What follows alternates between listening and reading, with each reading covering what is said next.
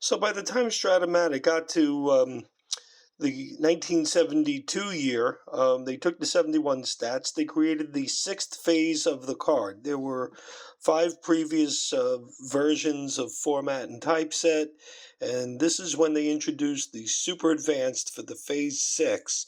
So let's take a look here at the 1971. We have the Richie Allen card. He had 295 that year. This card is definitely the #1 hitting card on the team. You can see by the 1-5 pattern and the hits on the 2-5, 2-6, 2-7. Quite impressive, quite a bat. The defense, something to be desired with the well-documented +5, but who cares when you got a bat like that? Hall of Famer Richie Allen. Joe Moeller on his advanced side, giving up some hits.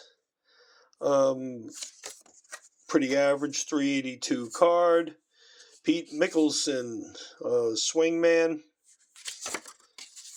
We look at the super advanced. We look at the advanced side over here, and we see the point of weaknesses we're given.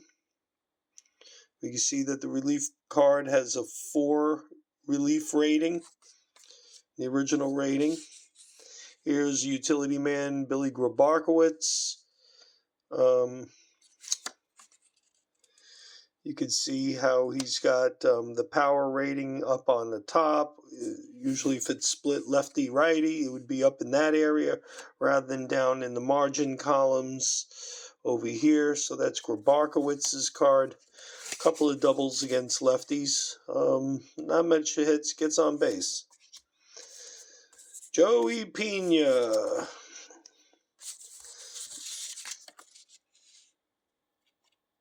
A lot of strikeouts there. Not a bad little card. Manny Mota.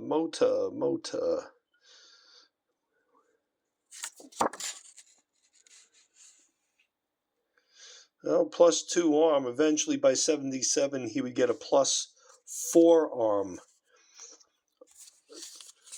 True story.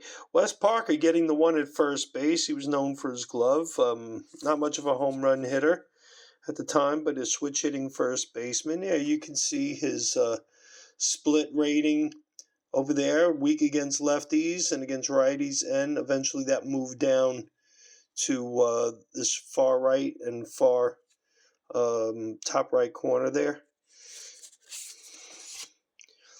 Bill Russell, not to be confused in any way, shape, or form with the NBA icon, but this was pretty much where it started. He was known as a gloveman.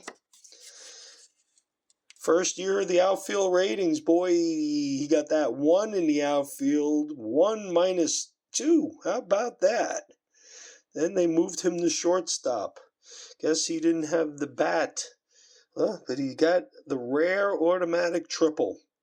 You didn't see too much back of the automatic triples back in the day in the old card patterns here. Sut Donnan. Look at that. Became the ace of the staff back then. His card, a couple of hits on the 6 and 7. Gives up the doubles and the triples up over here on the 5. Against righties, definitely a better card with a couple of strikeouts there. Base runners aren't moving on the lineouts. A little bit of on base there against lefties. So Sutton, good card. I wouldn't call it Seaver-esque, but a good card. Willie Davis. This is going to be a good hitting card on the advanced. 309 hitter, lots of triples and doubles, and he's got home runs. And that's base advances, if you ask me, especially from a lefty. Great defense in center field and lots of hits and extra base hits there clustered in the middle. And, yeah, against righties, yeah, there's a card. Stealing, bunting, hit and run B, a 17 runner. Willie Davis is definitely a draftable card for back then. Here's Al Downing. 29, I guess him and Sutton were the co-aces at the time. And he's got the second rated pitching card, having the 5-4 pattern, not the 4-4 pattern. So go look at your Bundy formulas. Al Downing over here gives it up against the lefties. They get on base against him, so he would probably get out of some tough jams once they got the righties on him. Definitely a reverse card. Definitely better against the righties than he was against his own lefties. Valuable cards. Here's Maury Wills, couple of years past his AAA in 65. Still pretty useful, 281 hitter. People forget how good of an overall player he was. And you can see he's, a 3. Played a little third base.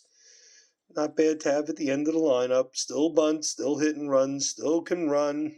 Definitely not a AAA. He's a B, 1-17. Wound up going on to the Montreal Expos. Jim Brewer, pretty effective if you go by his numbers. His whip pretty low.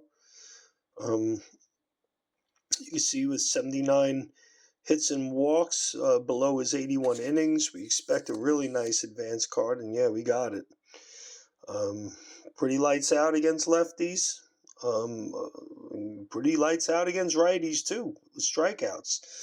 Here's a good card for you. Willie Crawford. Willie Crawford, Willie. Not too bad. I remember him being around for a little while, growing up. And here's the guy, I can never get his name right. Jim Lefebvre.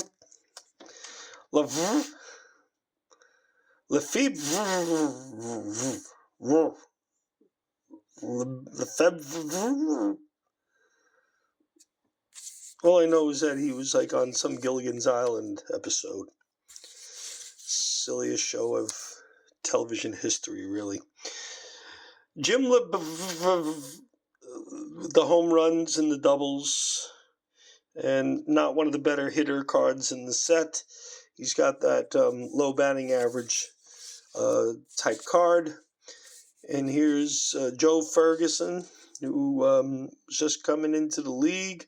I think Sudeikis was their catcher going in 70. Sudeikis had a good year, so Ferguson came in, and he's pretty awful. Doyle Alexander, beginning of his career, not a bad 6-6 card. How about him? Pretty good. Claude Osteen. Yes, sir. Indeed, sir. Not a bad number 3 pitcher to have. Bill Singer. Not a very good number 4 pitcher to have. He lost a lot of games for them. But he wasn't as awful as some others. Yeah, he gives up a lot of extra bases against lefties. He's a righty. A lot of extra bases. 5'9", 5'10", 6'9".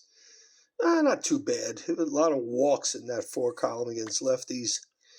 And here's Steve Garvey. He's a 4 at third base. No wonder why they stuck him at first base. He wasn't hitting and he wasn't fielding. Steve Garvey.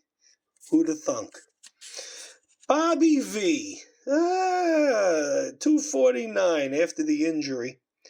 They had him playing all over the place. A good ball player, too. And then the injuries caught up to him. His card, kind of useless. A little bit of hit and run, a little bit of bunt.